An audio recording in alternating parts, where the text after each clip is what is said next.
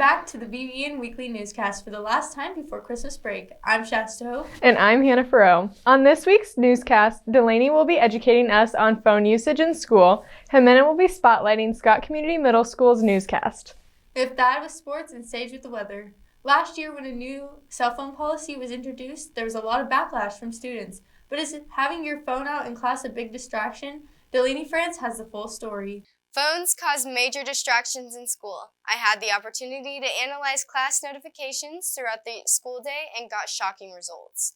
In 1 hour of class, there were approximately 140 notifications. I asked Mr. Byer how he felt about these statistics. I mean, that's a lot of notifications. To me, it's part of the reason we,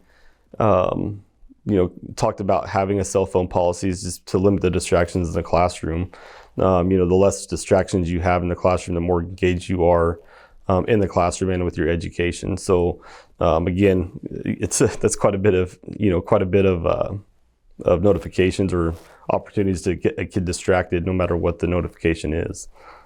Mr. Byer touched on why we have the phone policy and if he believes the phone policy is effective. Well, when I first came in here last year, we sat down with teachers before I even took the office, and met with them all and just kind of asked them things that needed to be improved. And about 95% of the teachers said something about cell phones being an issue, being a distraction, kids not paying attention in class, kids Snapchatting each other, kids taking pictures of other kids that shouldn't be appropriately, without their permission, that kind of stuff. So it sounded like it was kind of a major issue and out of hand, and kids weren't engaged in the classroom.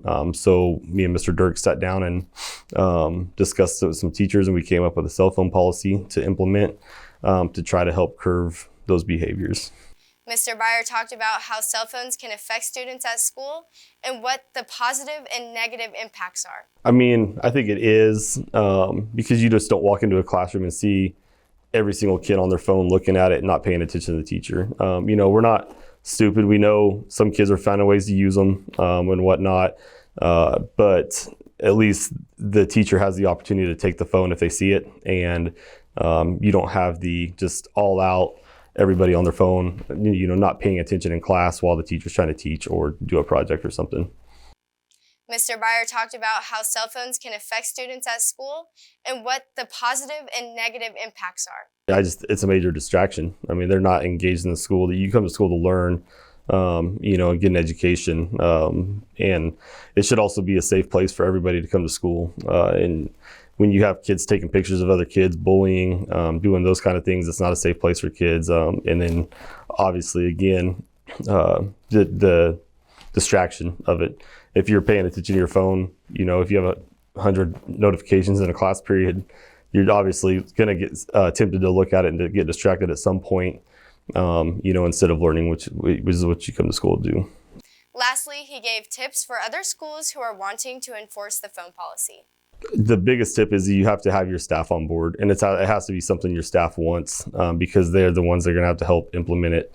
Like me and Mr. Dirks can't just do it by ourselves. It has to be something that everybody's 100% bought in on. I know kids are frustrated about it. Some kids are still mad about it. I get it. But they have to see the bigger picture. And I think a lot of kids do, after a while, realize, holy cow, I am distracted a lot if I use my phone, or it was a big problem the previous years. Some of you junior seniors that are still here that were here when it was an issue, realize, and I've had several tell me, yeah, it was a major issue. Thank you, Mr. Byer, for giving the time to talk to me and help us get a clear view on the no phone policy. And for BBN, I'm Delaney France. Thanks, Delaney. Now we have Jimena Garcia giving a special shout out to the SCMS newscast. The middle school keeps evolving by giving students more opportunities to take more non-traditional classes. I spoke with Kim Wilkinson over the middle school's news broadcast and asked her what were some changes that were made to the program. In the past, they've done like 30-second daily videos, and this year we've done more of segments. So each student gets a different segment each week. We've got 2 anchors that kind of progress the Beaver News along, and then each student has, some have birthdays, some have a joke, some have the menu. So we've kind of made them each have their own little part. And then we have one editor that puts it all together at the end of the week. Mrs. Wilkinson then spoke about the progress students have made. Oh yeah, the kids this semester, they've really just taken any piece that they get and made it their own, or they've added to it. We went from a daily that might not always been interesting for people to watch to a weekly that we're getting requests. When's Beaver News coming out? Or when's the new, because we do a name that tune. So there'll be, when's the new name that tune? Especially having the grade school kids, they really enjoy those, like the questions or the did you know? We have a little segment called Did You Know, that my kids find fun facts. And so I think the littles really enjoy seeing those things. So these guys have really done a great job. I then spoke with 8th graders Boston Loudon and Adrian Garcia over the class. I'm Boston, and I'm an 8th grader. My name is Adrian Garcia, and I'm an 8th grader.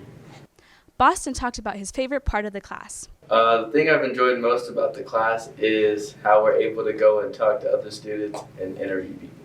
Adrian Garcia then mentioned he'd like to continue taking CTE classes. Yes, I want to, because in high school I want to record like basketball games, sports games, just in general. Thank you, Mrs. Wilkinson and students. 8th graders showing interest in broadcasting could take this Introduction to Broadcasting class to the next level, as they plan to pursue more CTE classes in the future. For BBN Weekly News, I'm Jimena Garcia. Thanks, Jimena. Winter sports season is well underway. Thad Butler will give us a rundown on Beaver sports.